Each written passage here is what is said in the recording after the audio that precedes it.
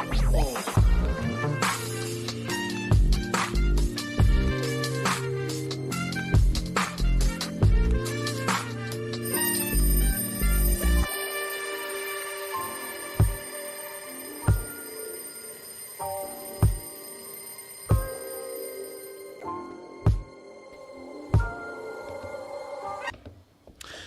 guys, welcome to Little Blackbird 91. We're giving you guys a debrief.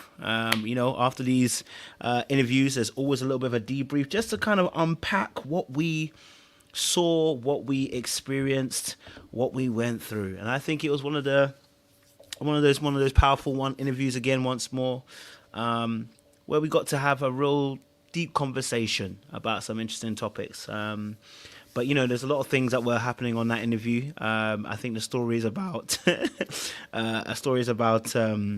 the reason how they came up with the plan going to pot, the plan going to doo-doo, the acting that turned into real life acting, the disrespect that wasn't disrespectful that became disrespectful, the trauma that one was experiencing. There's a lot of stuff that was happening on this interview. And so I have gathered some superheroes to come and discuss this topic with me, give their points of view, and obviously you guys in the chat as well.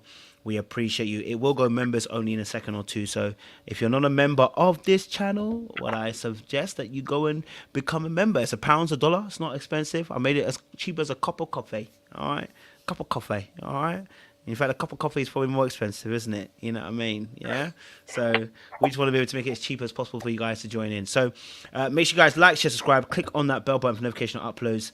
Let's talk about breaking bad patterns, because that's actually essentially what we're always talking about in these shows as well. So I have Sean and Jay with me today. Keep it cute, keep it classy, keep it kosher in the chat. Whew. What are we telling me? Sean, Jay. Yeah, Sean's ready. I can see it. Yeah, I have my shades here because, boy, oh boy, was I emotional in the end. Woo! I was emotional because you really, I just really love the way you let God use you in the interview process.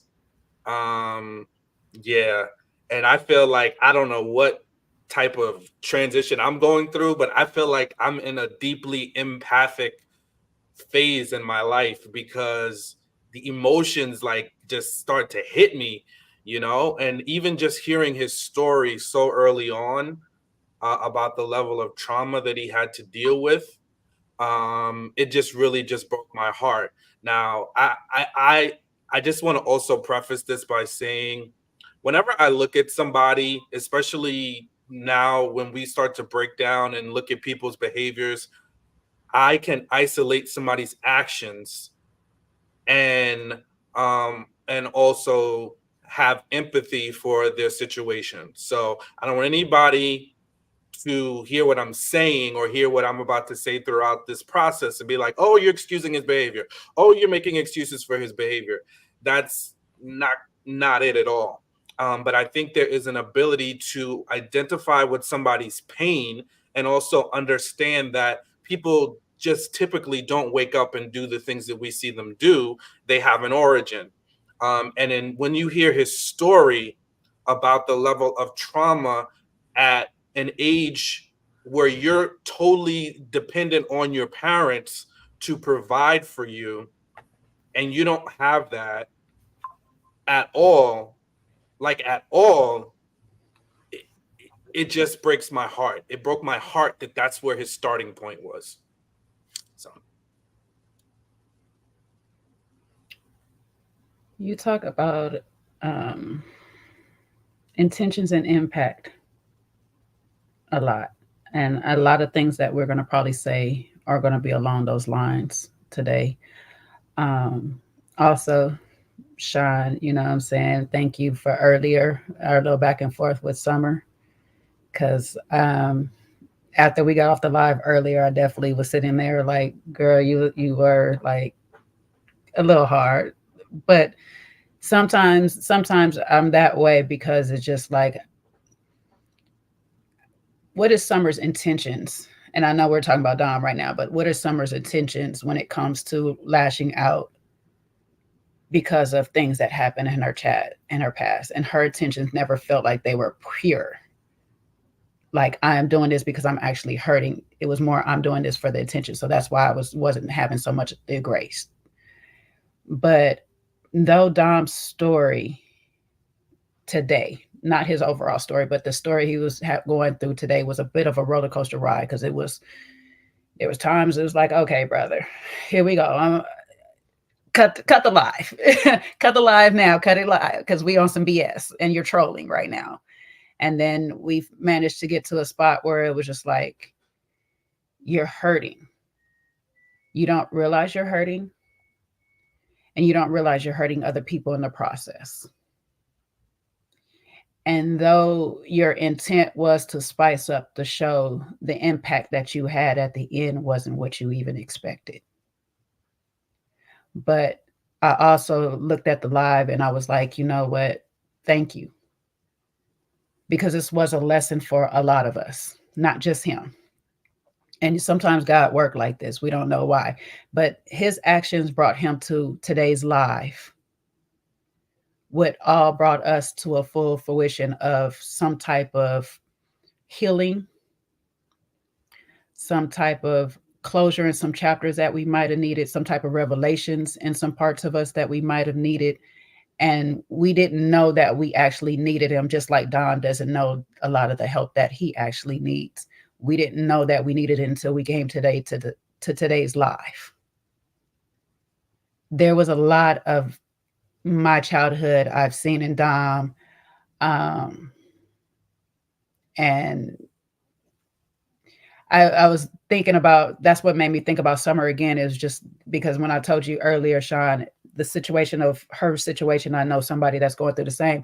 And it's a matter of how we our POV as we're growing up, that shapes a lot of where we're at today. And we think it's okay until we get around other people who have POVs that are probably just on another level, not saying that they're better, but they're just on another level of wanting better for themselves. And then it makes us look at ourselves and say, you know what? I want that better for myself too. So I hope that today's live helped Dom really want better for himself and understand the nature and the severity of his actions that he chose to take on the show.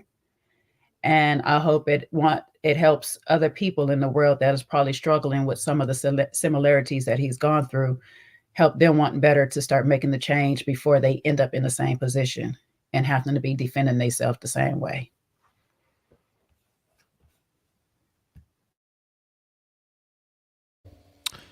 Yeah, listen, I think I want to take it from a different angle, because obviously I was the one interviewing.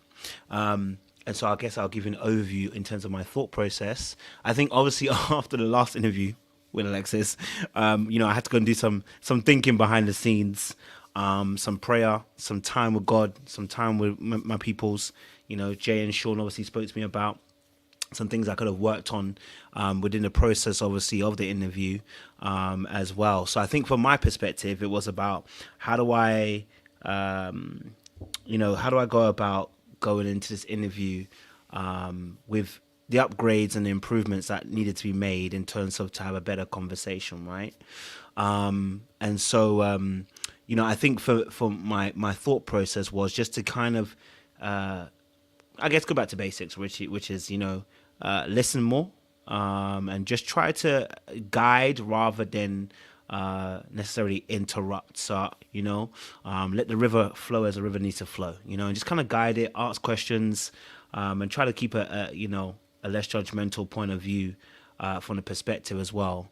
And I think just obviously, again, it probably helped. Dom was quite open, and obviously quite ready to talk. So it made it very easy to be able to just kind of just ask little questions here and there.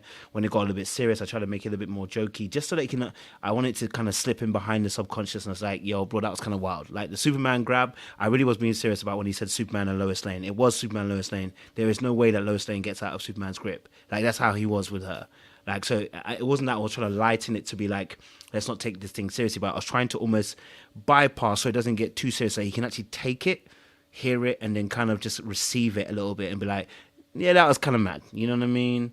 And so, yeah, it just, I think my perspective was, you know, learning from some of those previous cues, like I said, you know, with the Lexa situation, just trying to be, okay, definitely need to adjust the method and execute much more better, and be more in tune with what's going on. So, yeah, appreciate the feedback from you guys. Appreciate the feedback from my team as well, my peoples and the family, Jay and Sean.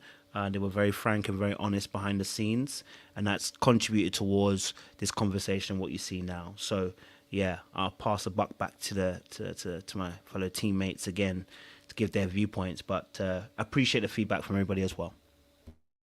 Well, I'm going to say, first of all, I did appreciate you asking, do you mind if I dig a little deeper and go there? That was a nice little touch. It was beautiful. Loved it. Consent. Consent is key, right? We're learning that in so many Indeed. different aspects. Consent is important. And I think I love that, right? Because we all can learn, we all can grow.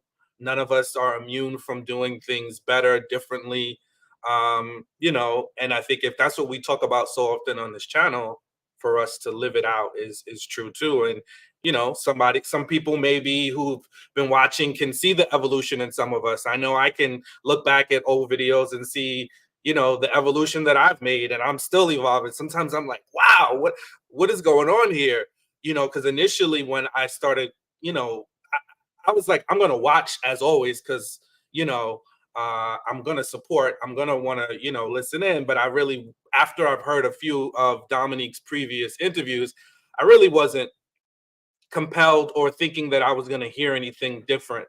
But it's so true that you should just give people a chance, because the overarching message that what I began to hear from him and what started to make me sad for him was he just wanted somebody to care. And he wanted to not be an evil person or this horrible person, which he's seen whether in his real life or in TV and in other images. He doesn't want to see himself that way, and he doesn't want people to see himself that way. And that's like at the core of all of us, right? We just want to be seen as a person, to be cared for. But when you really deep it, like when you, this man from the very beginning of his existence hasn't been cared for and hasn't been loved. He said he had to see a hug. I'm sorry. When he said the first place he saw a hug from was watching a TV show, that destroyed me, you know, because kids need that. From, they could almost die without affection, little babies, infants. And to think two people participated in giving birth to him, but he was not nurtured and loved. So just to fast forward now to now, you have him in this situation on TV for the world to see his actions, and he's displaying the most despicable parts of himself, right? We all have them, you know, but we're getting to see it out loud, and now the world is reacting to him, and now he has to face himself. So he's going to do what he's been taught to do to survive, because many of us might not have survived what he's been through. I don't know if I could have survived what he's been through and still be here today. But he survived it. And for him to be at a point where the world is saying all these things about him and questioning him and his humanity, and him having to face it, I think that's just a lot. It's a lot to have to do. So that's where my empathy kicked in for him, because it is a lot. Now, does he need to be accountable for his actions? Does his behavior need to change? Does he need to understand boundaries? 100%. You know, there's no disputing that. I just feel like the part of that that sometimes we forget as an audience is that these are real people, and sometimes we see a bad behavior, we see a bad action, and we just dismiss people. And I think, and you've heard him say it all along, like even when there's been women that he's wanted, and he say they discard him, they use him for a good fun time, but they don't really want him. So he's been in a place of being constantly discarded by people that he wants, whether it's love from his parents, the women that he ideally wants to see himself with, but they don't want him in that same way. So I just feel like there's always more to somebody's story than what we see in a one moment. And I just think his heart was just so open for it. And I think it's because of the groundwork you did in the beginning. So I really liked that there was a lot of groundwork, and then it was able to get to the part where he was open and vulnerable enough to have a better, deeper conversation.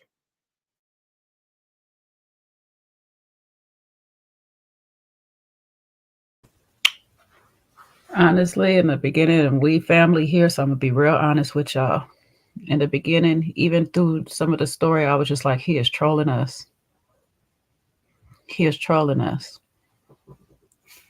But like I say, as the story continued and we got further and further in, he kept circling back to certain things, like Shan said, and certain things, no matter if you're trolling us with a little bit of truth, that it's going to be true. It's going to be true. And there's some things that is true is, like Shan said, he wasn't cared for at the age he needed it. And part of him, Kojo highlighted later on, is that neglect also stemmed from himself.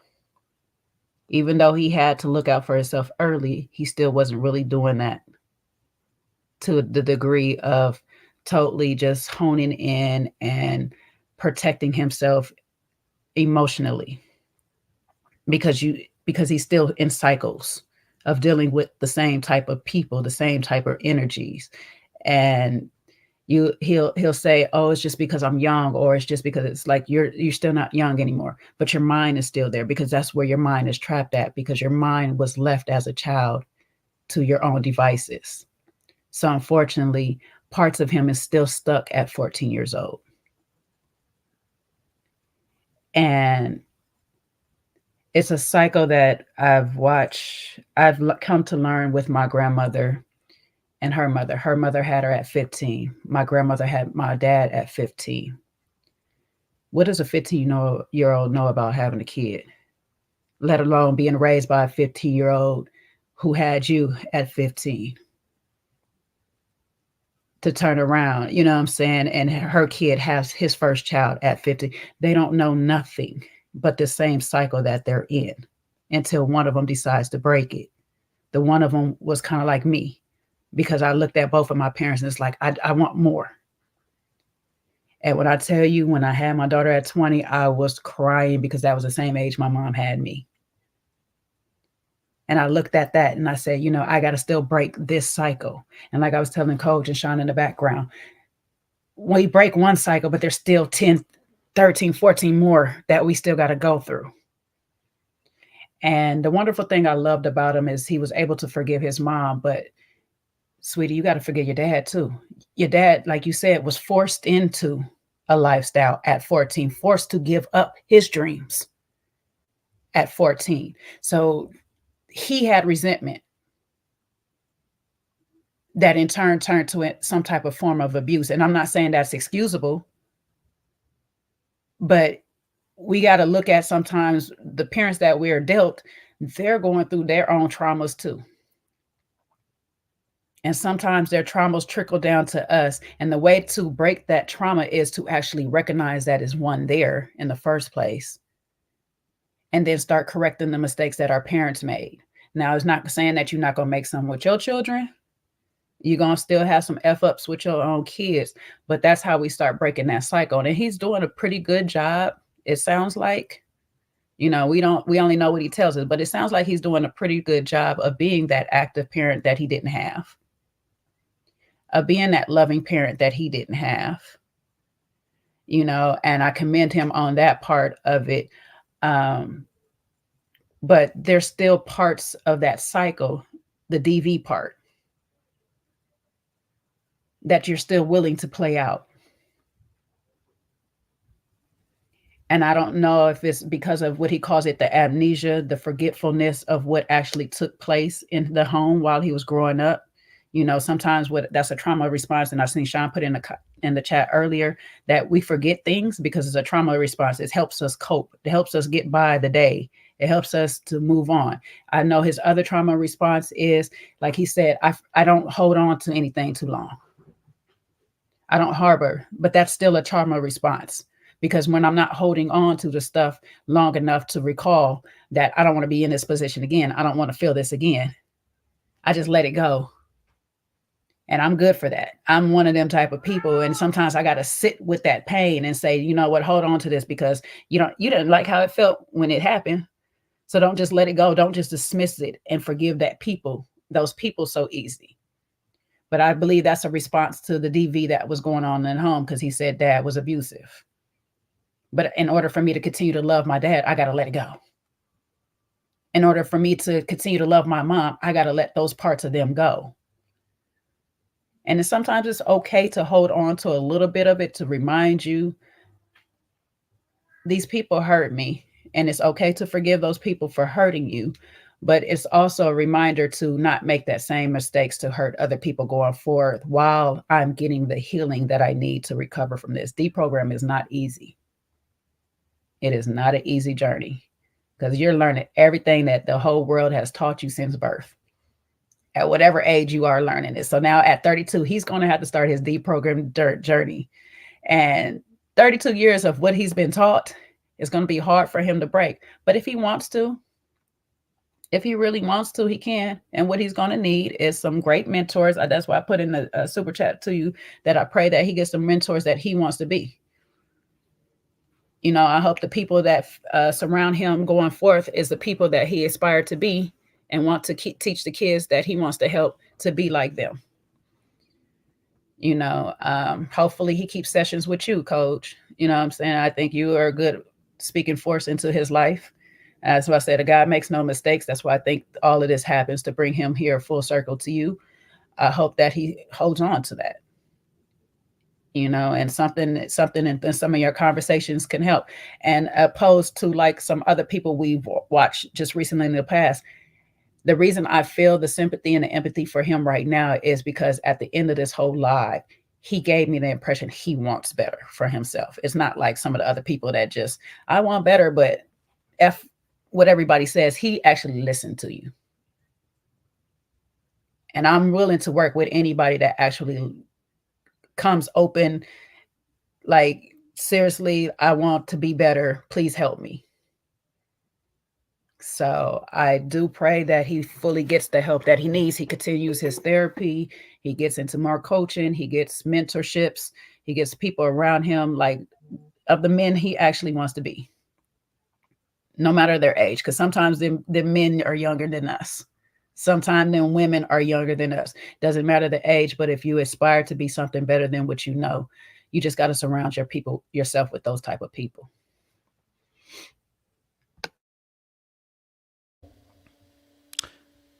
And I think it's quite interesting, obviously, from my perspective, right? So, you know, when you interview people, I think there was part two, Jay. I also felt like a little bit like he was trolling a little bit. I felt like he was trolling a little bit. But, you know, I think what was interesting is, like I said, I think he was quite open, quite real about his story, what he had been through. And, you know, I could tell, I could appreciate that. I understood the amnesia. I could get it. It's trauma. You know, then it appears as depression. And I think, but the one thing that is really that you can't fake, and we see it in every live, when people actually genuinely don't want to listen, they eventually rear up their ugly head, right? So, you know, I don't like mentioning Alexis, but Alexis was one of them. Chris was another one. When he wasn't really, like, when they say they're listening, but they're not really listening, Chris was another one. We had Alonzo too. When people aren't really receptive to hearing what you're saying, eventually it bucks up. So even if you listen to them all day and you hear everything they got to say, when it comes down to it, they're not listening at that particular point. Now they may listen later on. Some of us have got a hard head, and then later on it applies to us. So let me not like denounce them like they're not listening ever. Do you know what I mean? But I think what was easy in that moment with him was that, you know, you're almost sometimes as a person, I'm almost waiting for that moment where they go, let me show my ugly head now. Let me show you what I'm really feeling. Do you know what I mean? And I was almost kind of waiting for that moment to happen, but he never showed it, right? So I appreciate the fact that he allowed me to step forward and encroach and then be able to give some advice. And even when I was giving advice, there was even questions that were thrown back at me, like, how do I do that then? How do I do this? Like, let me wait 8 years now. And I said, let me challenge you on that. You know what I mean? And there wasn't that immediate pushback. And I was like, okay, cool. Then you're willing to hear. So let me give you whatever I can give you right now. You know what I mean? I can deposit as much as I can in you in this particular moment. I think that was also quite helpful in that space as well, right? You know, I think these conversations are always interesting because people say they don't watch, but they watch. So a lot of because I understood why he was saying a lot of the DV and the thing, because we had discussed this. Those were what we were discussing in our lives. So I already knew that he had watched some of it because he had already told me he had watched some of our content. So I already knew that he had watched some of our conversations, right? But sometimes also some of those conversations that we have also give people language to sometimes what they're going through and what they're seeing, what they're experiencing. And that's why I think we do great work on this channel. Because even if you say you don't watch it or you do watch it, oftentimes you'll see that people do actually watch the content, and there is going to be some helpful aspects to it because there's always going to be some information we're trying to give to help people grow and maneuver forward. You know what I'm saying? So I was even glad when I heard him saying some of the language. I was like, this sounds like it's your first time kind of using this language, okay? And I'm not mad at it, okay? I'm not mad at it. It means you were listening. So if you're listening, you're trying to grow and you're trying to learn. And that for me is okay. I can work with that. You know what I mean? So, yeah, no, it was just interesting from that perspective to see how easily he allowed us to encroach and be able to give him advice and hopefully take it forward and move forward. But Raveen's got a good point. Are we okay with abuser, her for real? No, I'm not okay with him abusing her at all. I'm not happy with him doing that, right? But I learned from the Alexis situation, right? I was listening. He did take accountability, all right? You know me, but the accountability was a little bit washed with the butts. And, you know, I don't like the butts in there. When the butts are in there, you know, no diddy. But when the butts are in there, you know, I don't like that stuff, right? But this is what I was saying about the Alexis situation. If a man comes and says butts, you won't accept it. This is what I mean by accountability. When I hear accountability and not saying the butts, I don't think you're taking accountability. But I've learned from what you guys have told me. Person said they accept it and they understand what they did wrong. I got to move on. So I moved on. I've learned. However, you the interviewer, but we the audience. So yes, exactly. So, but we ain't moving on. He hasn't the pattern. I think and I have to be fair. He's got a pattern of behavior. So it's not just this moment too, right? Similar with the Alexa situation, but his one's even more evident because he gave us information. There's a pattern of behavior. Whether you're the aggressor or not, you seem to be in abusive situations.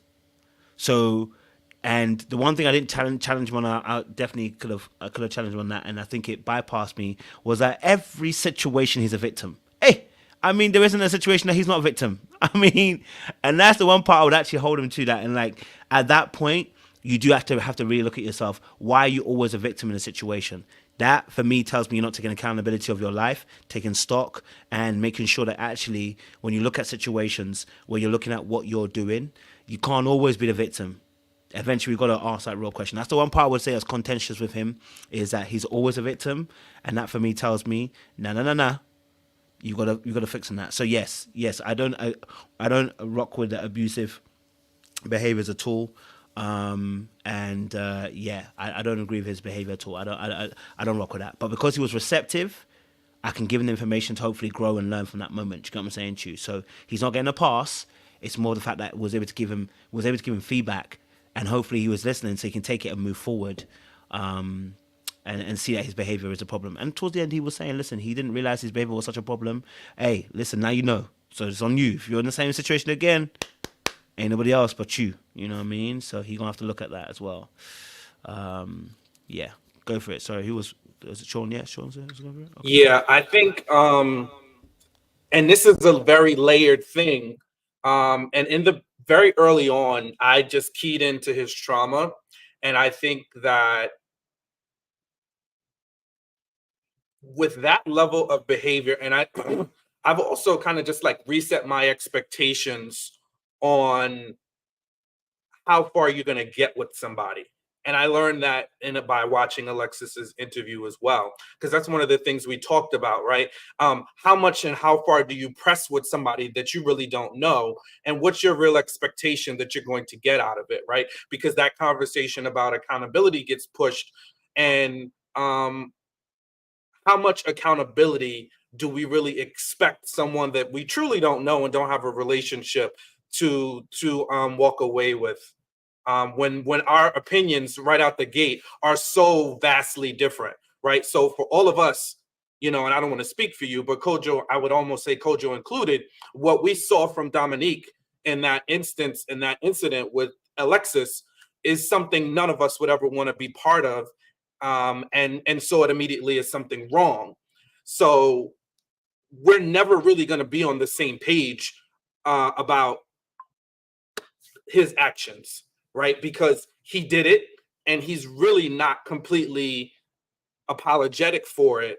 So in a 2-3 hour time span that you have with him, you don't know him, you're not going to change his mindset 180%. And if what you would like to see is him being told you're wrong, you're wrong, you're wrong, then okay, then you can do that. But what is that going to get? Is his behavior going to change? It's not going to change, because that's not what it's going to take to get somebody's behavior to change. What it needed was for him to feel that there was a connection with Kojo and a level of understanding of Kojo, and then the ability and the openness on his side to say, hey, let me hear what this person has to say. But if all Kojo did was come in and say, you're wrong, you're wrong, you're wrong, abuse is wrong, wrong, wrong, wrong, wrong, he's just going to go into defense mode, because that's all he knows, is to defend himself, to, make himself, appear wrong. I mean, seem like, he's right and when he's not wrong. That's all he knows. So I think that the biggest part of it is understanding that compassion was needed in this instance first, in order to build a foundation to have that part of the conversation that happened towards the end. Here's my thing on this. One, it's not my place to condemn this man, right or wrong. It's not my place. I can feel what I feel. People out there can feel what they feel based off of their experiences, their POV, their biases, whatever the case may be. My only job is to hear a person out. Hear if I feel like they sincerely mean what they say, and then their actions behind it play out to what they said. My only decision is to decide if I want to go forward with that person or not. Being that I don't know this man, I'm not in real position to have to worry about going forward with him or not. So all I can do is leave this up to the people that want to deal with him going forth. But I also say proceed with caution, because he has sat here on this platform and told us that he comes from I'll say it like this, a semi-abusive childhood, upbringing, whatever. It's an unhealthy place that he comes from. And he hasn't fully manifested out of that space yet. So you are still teetering the line of something happening over time that I can't say very abusive, Deanna, because I really don't know. I wasn't there. You know what I'm saying? I'm going off of what he said, and some of his stuff is skewed by memory. So I can't say what it was or whatever. Mine's might be more Mine could possibly be more abusive than his. I don't know. So I can't speak on it. However, like I say, if you're going to mess forward, Bambi, go on somewhere with this. If you're going to go mess forward with him, that's a choice that you're doing, and proceed with caution. That's all I can say. Does he give me somebody that wants to be better? I say yes. Is he going to still be held accountable for his decision, his poor decision on the TV screen? Heck yeah. Heck yeah. Because Survivors is not about to just let that go easy. And you guys have every right not to, because that's part of your boundaries. We get up here and tell you every single time you can't just be forgiving people when they abuse you in such a manner. This was still a part of that. So if you don't want to forgive him, by all means, you don't have to. The apology wasn't for us all the way. Like some of us, it would. Well, I didn't hear an apology either. But there's that. Because he done told us as bloggers, well, we don't know no better. We just nothing, and this is a small deal to his culture. However, I didn't get that apology, so there's that. But do I feel like he's starting to take stock because everybody's been coming at him? Yeah. Sometimes it takes a while. His ego needed to die down. And that's the one thing he's been living in for a long time, because it keeps him protected, is that ego. And we heard it on this live.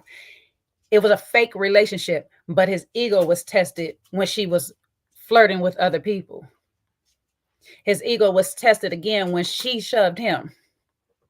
But that's not his nature. It's not him. His ego is his defense mechanism from growing up in his childhood. And some of us separate our egos from ourselves. And so when we black out, so they say, these things happen because we haven't healed enough to stay coherent through dark situations and actually de-escalate them, which he kept saying he can do too. And I was confused on that part, because I was like, how you de-escalate something by chasing a person around the room? But that's neither here nor there. Shan can teach you on how de-escalation, because he's very good at that sometimes.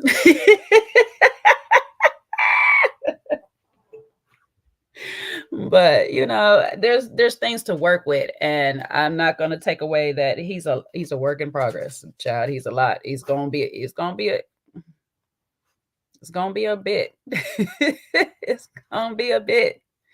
But he's reflective. He sees himself. And we had LaRon up here, and boy, oh boy, we talked to our face was blue over here. And what he would give off this live, he's like, yeah, I appreciate y'all, and got right on Twitter and started being with the foolery again. So hopefully Dom is different. And I'll make this last point and just stay with me as I go through it. Everybody watched the Joker and never asked one time what's Joker's background. We never asked about Arthur Fleck. We never asked about that. We just say, that's a bad person. That's a bad man.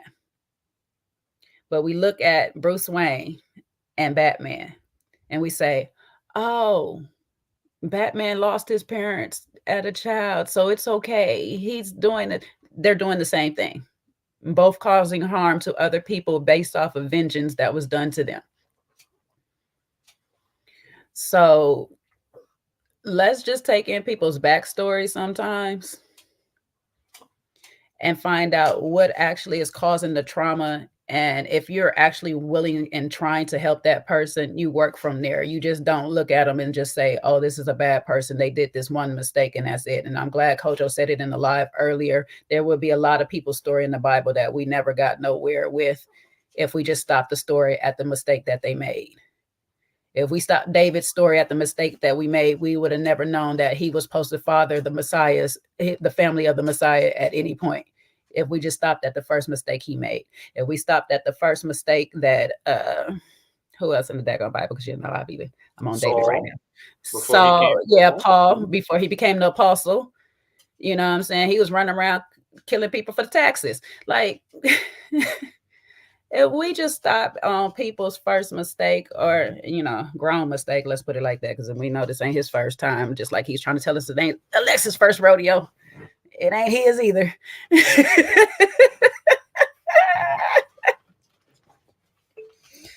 When people are ready, when God starts calling his people, we just don't know.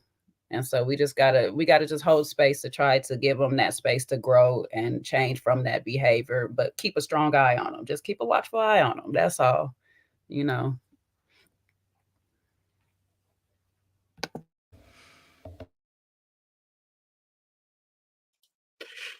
Yeah, no, I love that the comparison, and it sparked a little conversation. I just responded to someone in the comments because people don't understand that we like Batman, but he's still a criminal because he's a vigilante, because he's acting above the law.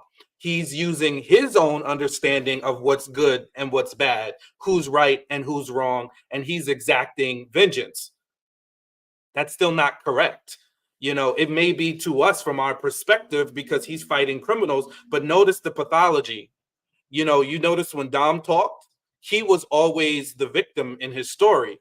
So anybody can spin it. We're watching it from the view of the filmmaker, but everybody's the main character in their own story. So when Dom talks, he's the main character and he's going to rationalize his decisions as defense and make himself the right one. So I think that's always the danger. And I think, Jay, you brought up a good point. We miss that part because our lens makes us see certain things as good and certain things as bad. But when we're in the situation, unless we're at a heightened state of awareness, we often look at our actions as right when they're wrong. And I'm getting at a micro level. I'm not saying all of us are walking around here abusing people physically. No. But when we are hurting people, trust me, for the most part, when you do something wrong, you don't see yourself as harming that person. You want to defend and justify your actions and your behavior. So just at its root cause, we have to look at what takes our mind to get to that place to be able to justify things that we do and make them right when they're really not right. So I think that's kind of like how I parse it out. I'm not saying domestic violence is right. Absolutely, it's not. And Dominique was wrong for even looking to start a situation with Alexis that turned to even a little bit of physical and then a lot of physical. But how his mind got there was because he justified his actions. He felt hurt. He felt offended. And I think this is something that I see a lot. And I see this in a lot of shows. And I think it's a real thing in real life too, with a lot of men. We don't understand. We think emotion is dramatics. We think emotions is, oh, somebody has an attitude. No, emotions has a range, right? So there's anger, there's upset, there's impatience. Those are all emotions. They're feelings, right? It's how you feel. And we need to understand and have emotional regulation because Chris did the same thing to Sandia and he told her she's being very emotional. Meanwhile, he was being very emotional too, just he was emoting in a different way. So I think men don't understand our emotions because one, at the very base level, we are conditioned to not show emotions and show feelings. So emotions are something that we're supposed to push down, press down, push to the side because that's not masculine. So when we do emote, it's unfiltered, it's unfettered because we don't think it's emotional, but it really is. And I just feel like that's the humanity that I was seeing in Dom. Now, this is not for everybody. And I think Jay made a very good point, as did Kojo. It's like, if you're feeling triggered, if you're feeling like this is too much, I've had an experience with this isn't where my lane is, then I'd respect that. Everybody has different lanes. There are people that go out in the prisons and do prison ministry. And when I saw this interview, I was like, wow, this kind of was almost like a prison ministry kind of like feel to it because you're going in where somebody you already know has done something very wrong, very bad, but you're trying to open up their minds and you're trying to have a discussion with them and take them to a different place. So that's kind of how I saw it. Is this was an opportunity for somebody that we already can agree on has made a very critical error, probably other critical errors. And now how can we help that person a little bit? How do we help them a little bit is by understanding their humanity, by helping them to now then graduate to a place where they can respect the other person enough to say, hey, can they offer me something of value? Can they, is there something that I can learn from this person? So I think that is what ultimately wound up happening tonight in the conversation that you had with Dom. Yeah, and just to address Rabin's question, Joe, I think it's a good question. So what do we do in the meantime between folks learning? I can't see us accepting behaviors if folks can't learn how to deal with emotions. I'm not sticking around to be abused. Don't stick around. The interview was not for anybody to sympathize to a point where you stick around, abuse people. No, keep your boundaries, be out of those situations, and don't be around people like that. That's the honest truth. What we're doing is almost recovery. It's not for everybody to be. I'm not doing this so everyone can go ahead and, hey, you go ahead and you do the same thing, everybody. No. That's not what we're doing, right? The opportunity has been presented to me to be able to have a conversation with somebody, and I think the greatest description there is like prison ministry, is the ability to go, okay, I can have a conversation with you, and we can talk about some of the things that's going on, all right? And so because of that, I'm going to have a conversation with you in a particular style because I want to be able to understand where you're coming from, and see where you're going from, as well, right? This conversation could have been offline. It could have been the same offline, right? And nobody sees it, and it'll just be me and him, and we have a conversation, and we talk about what's gone on and what he's been through, and I give him the same advice I give him now, and I pray the same way. You know what I mean? Maybe with a hand on the shoulder, right? With the same kind of result. So what this is not for anybody to now go and say when people are no. I'm not saying go out there and start being sympathetic to your abusers and stuff like that. Don't be around them, please. Flee, be out of that space. Don't be giving them second chances. Get out. Because one of my same advice still stands with him, which is, if I'm Alexis, you only got one time to do that, and I'm out. Right? One chance, and you're out. So Alexis has every right to not be in there. That's why none of our advice has been about Alexis staying, Alexis give him another chance, Alexis forgive him. There's none of that. She got to be out, right? Because once anybody raises hands on you, I don't care if they're sorry, it's over. For me personally, I don't do second chances with violence. You know what I'm saying? In relationships. I'm so sorry. I don't advocate for the men, and I don't advocate for the women. The moment their hand comes to reach your face, your body, anything, that kind of stuff, you're out. You're done. Strike out. No questions asked.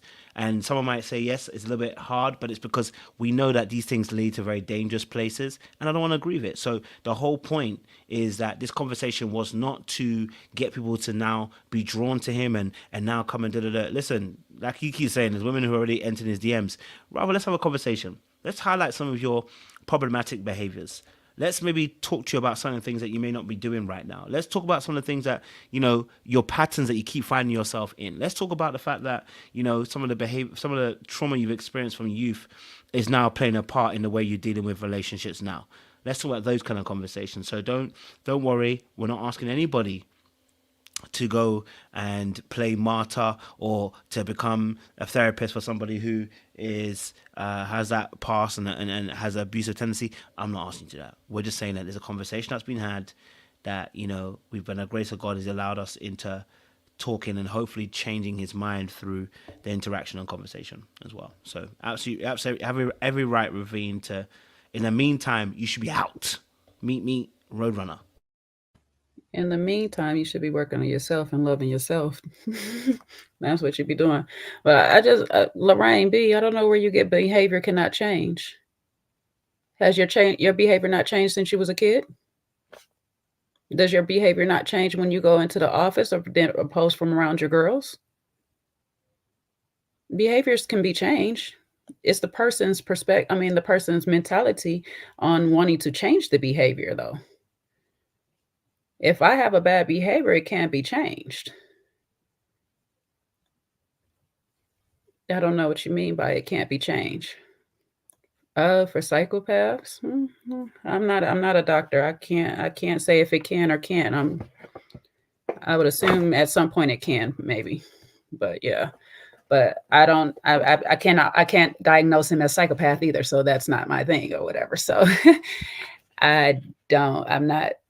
I don't know if we're talking about Dom in this case or whatever and stuff. I don't think he's a psychopath or whatnot. I didn't get that. I didn't pick that up. I don't know if you fellas picked that up from him or whatever, but I didn't pick up none of that notion. I just think that him, he's been through experiences. And I say this all the time, you don't know nothing you haven't been taught. So he's only known his experiences. And right now he's being taught those experiences are not the best ones to go into society and be a part of the world with. You know, you grow up around a certain environment where it was probably drug use and abuse in that degree or whatever, you tend to either be one of the two, a drug dealer or a drug addict. You go around where it was normalized offing somebody and unaliving people, you tend to do that growing up and you have no problem with it. Unfortunately, us as a society has normalized a lot of bad behavior. And what we in this community right here has been doing is trying to ratify, I'm not gonna be able to say that word right now. Ratify this bad behavior. Did I say it right, Shan? Because you know you're our residence dictionary. You wasn't listening to me. I think you meant rectify. There it is. There it is. That's the word. Thank you. Rectify this bad behavior. Y'all know I'm not versed in words all the time. When I got to speak out loud, it's, you know. You got this, Jay. You got it. You got it, baby. But we're here, and I don't want to condemn a person that's screaming for care. I need help. I need love. I need hugs. I need this. And just be like, shun you. I don't want to just throw you away, because when I throw you away, I'm just doing what everybody else did. And then I'm further petrifying the cycle. So it's just going to continue. So I have to do something different. I have to open arms, regardless if I feel like he's lying or not. Now, it's not my place. My place is already set because I already got God in my life and he's going to protect me from that BS. But at the same time, I can sit here and be like, through God, I can help you. I can open my arms to you. I can hold you. I can hug you, and I can feel safe in that space of doing so, because I've been doing my work on myself to make sure that I understand that I can only deal with you so far. So if you're not one of those women who has made that space and you've loved on yourself enough, I wouldn't tell you to go mess with Don. I wouldn't tell you to forgive you. Y'all heard me just say, it's not my place for you to forgive him. I'm just saying, I can see, like Shan said, the empathy. I can have empathy for this man from some of the stuff he's went through. Why? Because I went through those cycles. Y'all heard my story. I've had a mother that's still abused from time to time. I don't know what she's doing in this day and age, but she abused during my childhood, basically abandoned me. I've been abused by my father before, and I still got love for him to this day. I'm definitely a daddy's girl. I would fight y'all for my daddy.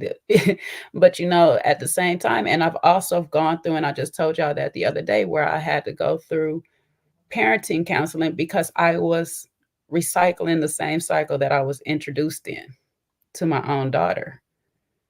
And that hurt me. That hurt me to a core, that I was actually doing something I said I wouldn't do because I didn't like it being done to me. And I turned around and was doing it to her. So my changes was, I need help. I need somebody outside of my family, outside of myself, to help me fix this problem, because my family can't help me because this is a cycle they put me in. So I took the classes that I needed to do so I can be a better parent for her that I didn't have for myself. He has to do the same thing. He has to take the courses, the learning, whatever he has to do. He has to work on himself so he can be that parent that he doesn't want to be. He's afraid to be his father. And the more we fear of being something without actually doing the behaviors and changing our behaviors to work to being something different, we're going to be that person. He got up on his TV screen and became his father. Hopefully he sees that enough to sit there and say, let me stop this behavior now and nip it in the bud before we do end up in jail, before we do end up in that handcuffs and that phone call and that lady has bruises visible on her. Stop it before we get into another DV situation that he says he's been experiencing, and he has to defend himself from these women. He just got to go through a learning process, and hopefully this was the door that needed to open for him to begin that chapter. And that's all I'm trying to say. I'm not going to speak for my brothers up here, but I'm just saying I'm going to give him that grace to say that it's time for you to walk through that door, brother, and start your new chapter.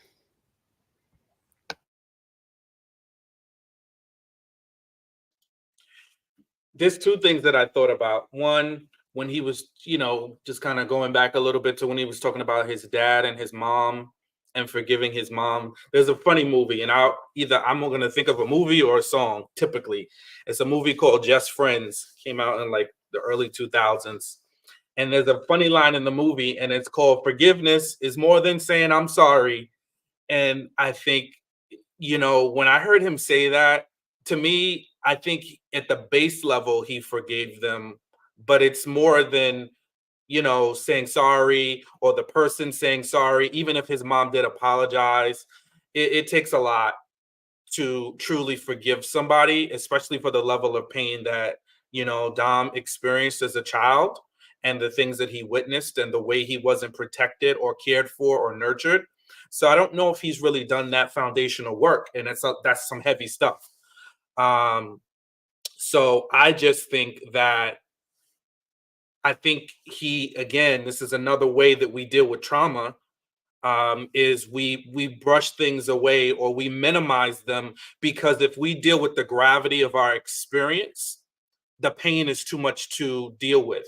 So that's how people survive, because they push things down, they push it away, they minimize it, because if he really sat and dealt with the gravity of his experience, it might be more than he could physically deal with.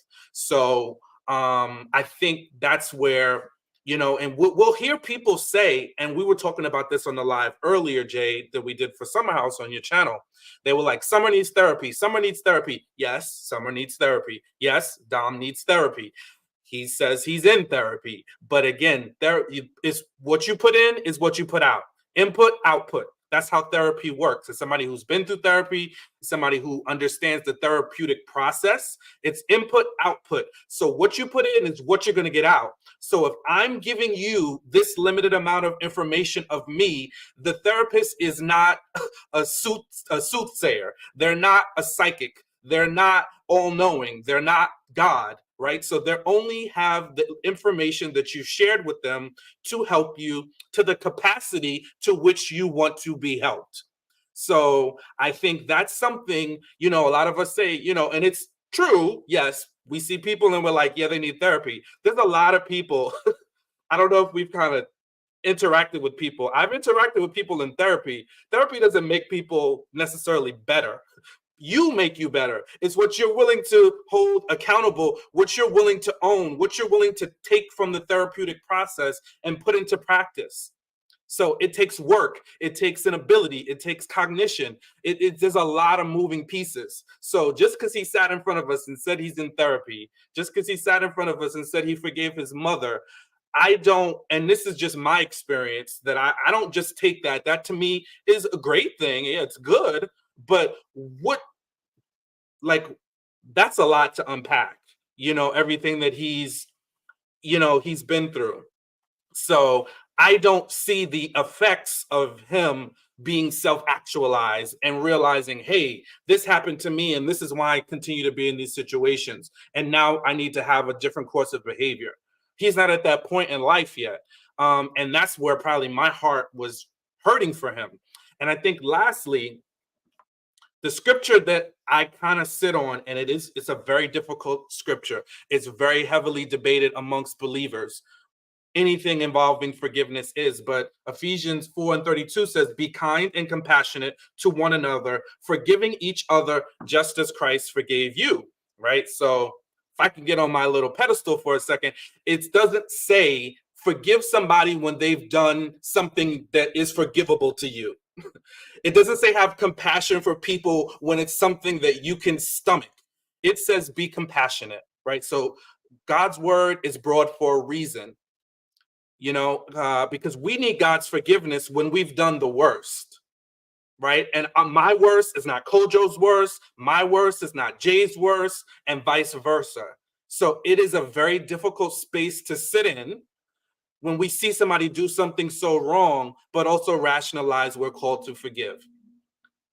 And that's a space that I'm in, that God is working through me. So sometimes you'll see me swing the pendulum to another side. Sometimes, not always. I'm not claiming to be perfect. Trust me, I'm not at all. But in this moment, I was able to look at Dom and see this person before us needs compassion. This person needs a break from the that he's been getting online and probably in portions of his life from people that can probably show him a little something different than what he's gotten. Right. And it's not tell him he's right and tell him everything he's done is okay and you're, keep doing what you're doing. No, but it's, hey, your actions may have been wrong here, but there's still love and there is a better way. And these are some of the things that we can talk to you about. We can understand you. We can see you, because the thing for me that also made my heart open is when at the end you asked him, would you mind if I prayed? And he says, oh God, yes. If we would have just castigated him, if Kojo would have not let that space open and listened to him, God would not have been able to be there in that moment. And I think sometimes, not all the time, sometimes we're very quick to judge. We're very quick to have a lack of forgiveness for people. And we miss an opportunity where God can come in, because we have to trust God to do the rest. As great as Kojo is a coach, he can't change Dom. He's not going to be able to do that. It's God and Dom himself that can only do that change. And sometimes, and again, that's why I'm using the word sometimes, it's not all the time, but sometimes we need to be a vehicle and a vessel and be open. And that openness takes compassion. That openness takes giving people grace, and sometimes just putting ourselves in somebody else's shoes. Because it's very quick to say, for me to look at him and say, I would never do that, because I probably wouldn't. But I would do something else that would hurt somebody. I would do something else that's going to be highly offensive and hurtful to somebody. I can't say that there's nobody walking the earth that says, Sean's hurt me. Sean's made me feel so bad. No, I'm not naive enough to think that. So in this moment, that's where I think grace was needed so that God could come in, because that seed was planted. Now, does that mean Dom's going to turn around and be, a model citizen tomorrow? No, that's not what I'm saying. But the seed has been planted. And I think that, to me, was of greater service than anything else.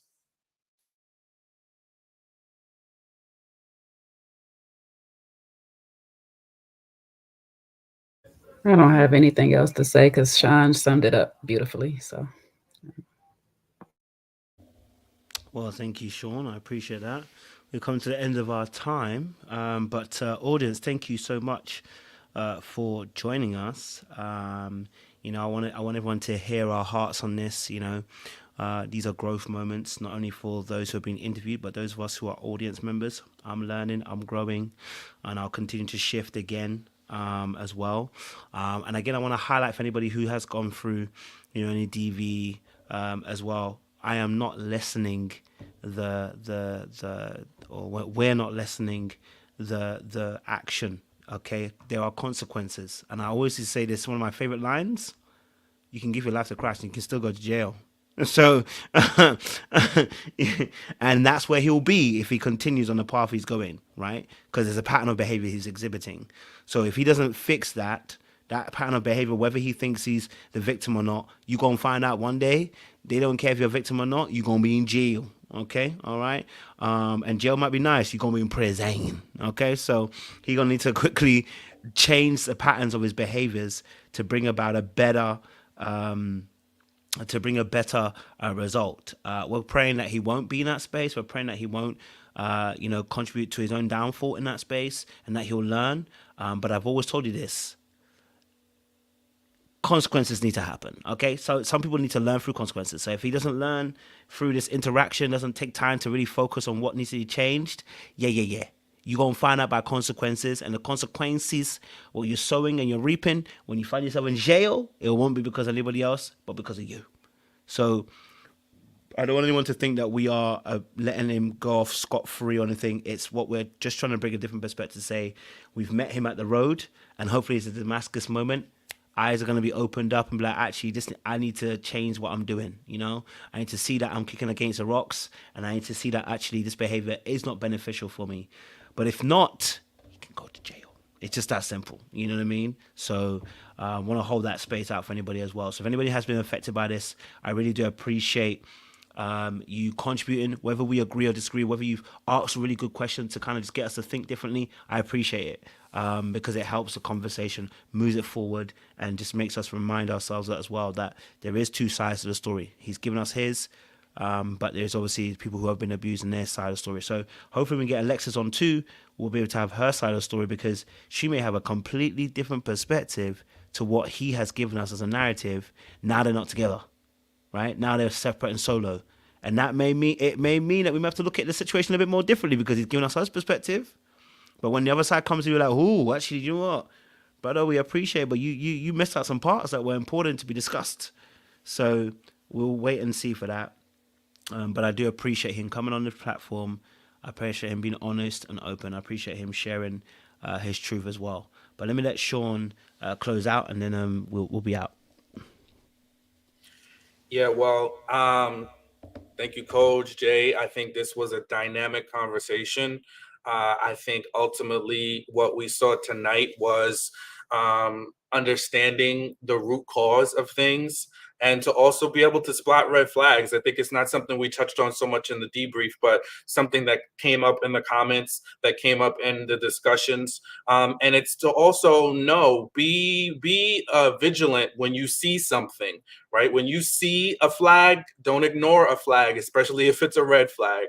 And I think as much as we have compassion for Dom, we also need to be aware of the red flags and to understand that those are things that he just might need a little more cooking and might not be ready for a relationship right now. And I think when we want healthy relationships, it's input and output, right? If we want healthy output, it needs to be healthy input. So please, let's work on ourselves. Let's do the work on ourselves so that when we are in relationships, that we have healthy outcomes. It's always healthy in, healthy out.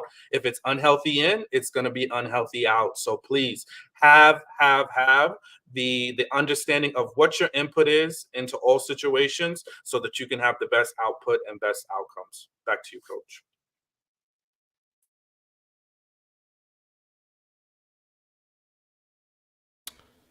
Thank you, Sean. Audience, thank you so much.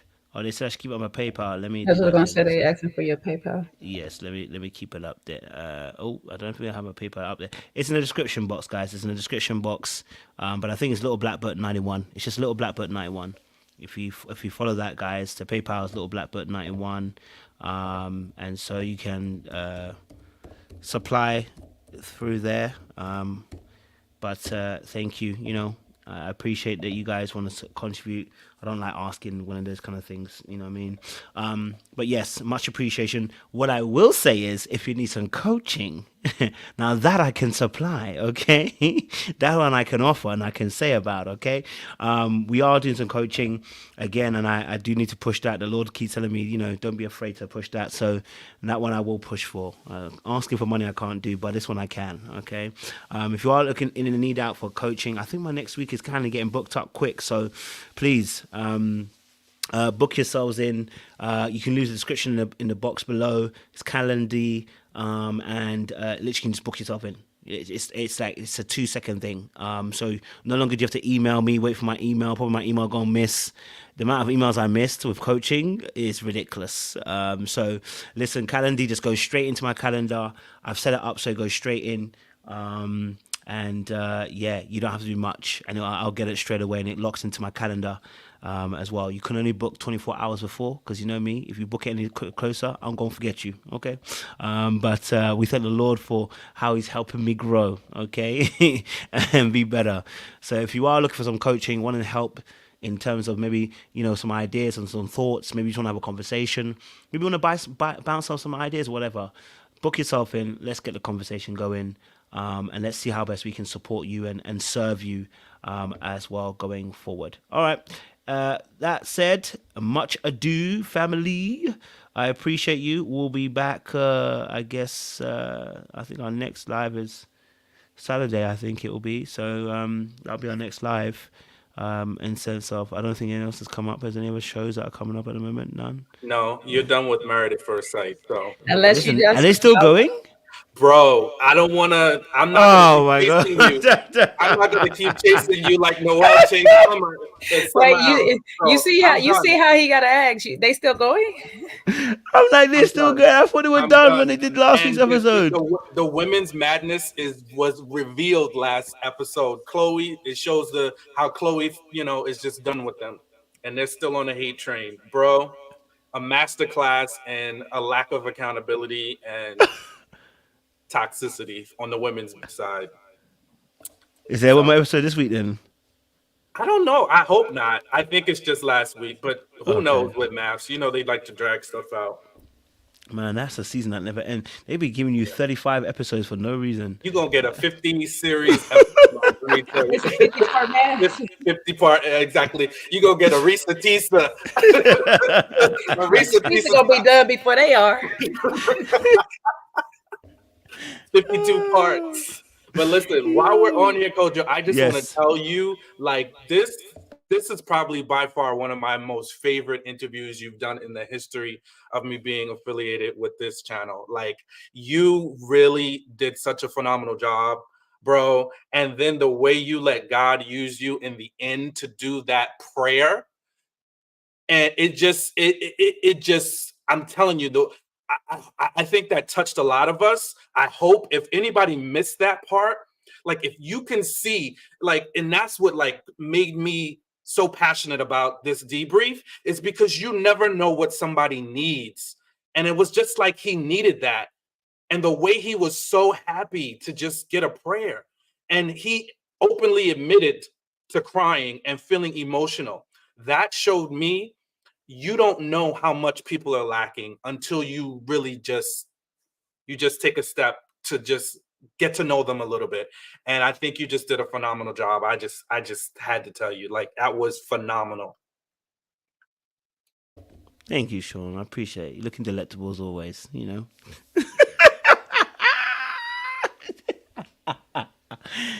Just kidding. No, I appreciate that, Kat. Thank you. And I thank you, Jay, as well. And I appreciate it. When we let the Lord lead, he does amazing things. So I'm learning, letting myself be yielded. So many more moments like this, hopefully, as well. I know we're all growing and shifting together. So as a family and stuff. So, as they start to see my shift, they're going to see, like me and you, we spoke about this before, our shift that's been happening. It's been low key, but it's been taking place. I know Jay's also taking her shift as well. So I think we're all kind of on our little journey where, we're growing, So you start to feel it, the shift. So if you're an audience member, thank you. And hopefully you enjoy the shift. Shout out to Paula, who became a new member too. Shout out to you, baby. All right, we appreciate you. Okay, all right. One thing about this shift, though, it's a hard shift to be on. That shift in it on these YouTube spaces, breaking down these shows and not being judgy. Yeah. I'll be like, oh, okay, just keep space that you might have done this before. Hold up now. It's calling you out at the same time. I'm like, ooh, I think that was about me a little bit, Let me. But if it had not been from God. Well, we're growing. So audience, you grow with us at the same time as well. And Monday back on my my Bible studies, because I took a break because I was in prayer, so I just couldn't. But Monday I'll be back. We might do a little Bible study. So I'll talk to Sean. I know he'll be around. Actually, I don't know if he'll actually be around. Abby be taking your time nowadays. You don't know about me because Abby be taking all your time. So I'm getting a little bit jealous. Okay, getting a little bit jealous. All right. But yes, audience, thank you so much. Appreciate y'all. We're back on Saturday and then Monday. See you soon. Much.